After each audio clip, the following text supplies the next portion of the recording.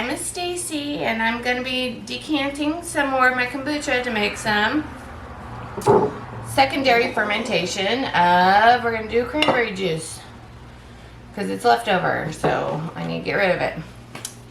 And then I'm showing you how basically I did a grape juice. It's very easy. You can do anything you want, so let's get going. Okie dokie, we're going to do a cranberry kombucha, and so I already did one. I have some leftover cranberry juice. And normally I don't do a cranberry juice because I do hibiscus, which tastes like cranberry. But I have juice that needs to be drinking, and it's I set it on the counter to start fermenting. And I started that fermentation. I'm going to add it to my kombucha and see what we get.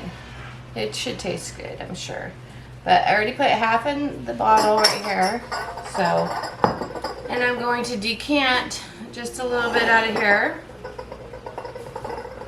And before I decant, I like to open it up and stir it really good because there's settled yeast in the mother on the bottom, just that settles, and we're gonna stir it so we get all that off the bottom and intermixed in the kombucha. So when we decant it, it has a more symbiotic cultures in there, so it's not just overwhelmed with a bunch of yeasts and stuff. So, because I find that if I don't stir it, I made the mistake of not stirring it, just decanting it, the balance would be off, and then it would just be overwhelmingly, it would smell. And so I had to do it a couple times. So if you stir it before you decant, it'll just keep a nice balance of bacteria, yeast, and culture in there. So if you don't, it's just going to accumulate all the sediment on the bottom, which is the mother. It's the good stuff, but too much of it is going to whack your balance. Then you have too much, and it's going to get sour super fast and smell not like kombucha. So that's what we're going to do.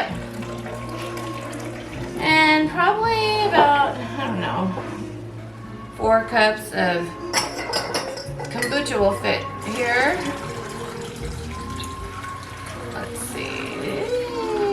Let's see, another cup, just another cup.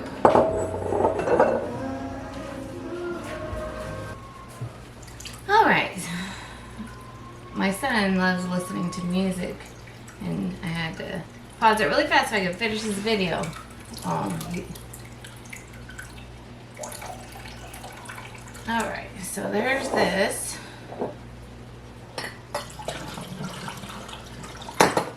Boom, it bubbles up. Just slam it back down. There we go.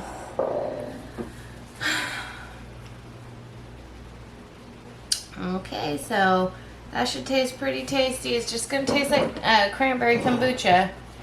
I didn't add anything extra in it. And that's it for that one. I have my grape one right here that I did. It's delicious. So I did a grape juice one the other day. I put grape juice in it, the same, about this much, and then pineapple and some rose petals, and I fill it all the way up, and it's super delicious.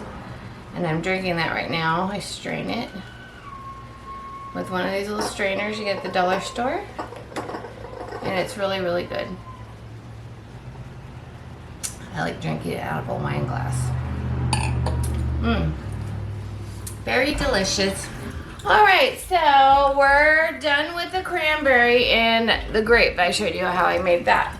So I'm also just going to do a couple hibiscus ones. And I put ginger in there, and ginger gives it a great flavor as well. Just a unique taste of its own. And now I'm decanting here, and it's a little slow. Just take a pipe cleaner and zip it up in there and get that SCOBY out, because the SCOBY will grow in all air ventilations.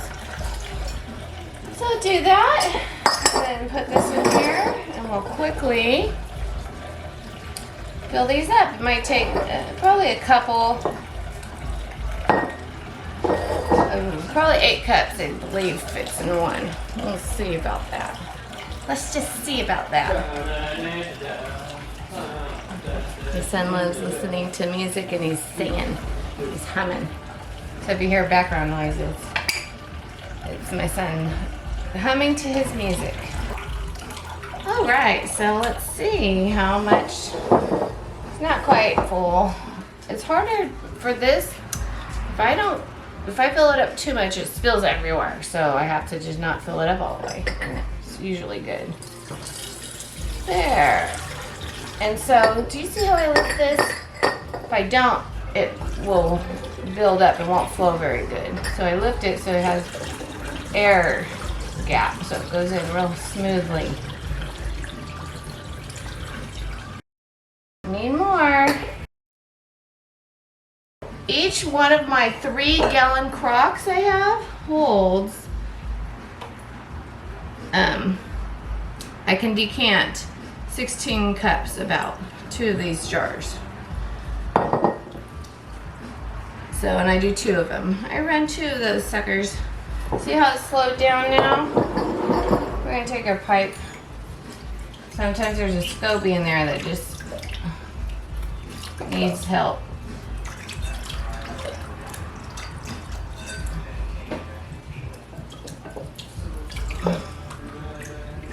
Got it.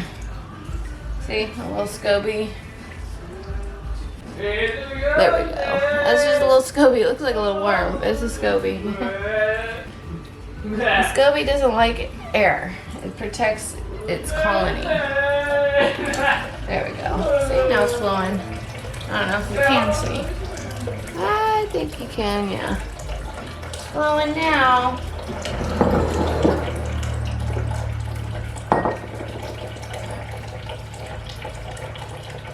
Alright, we're just gonna film one of these. Just film one of these.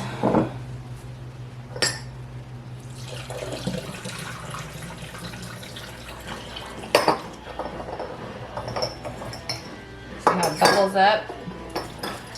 That's the start of your carbonation there.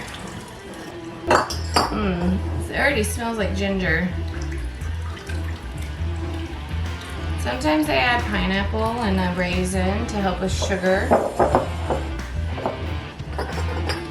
But I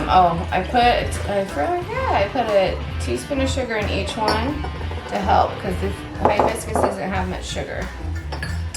So a little bit more, and there we go.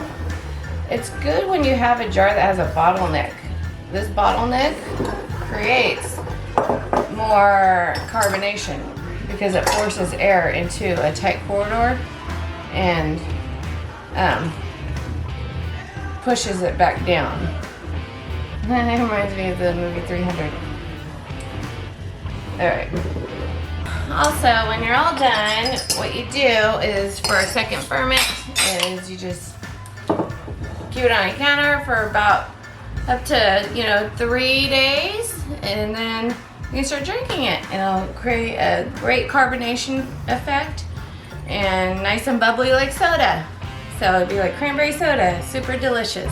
Okay, so, and that's how you make the cranberry juice one. That went over the grape juice one, which this one got ready in 4 days. And then the hibiscus ginger. Okie dokie. We'll talk to you later. Don't forget to subscribe. Bye bye.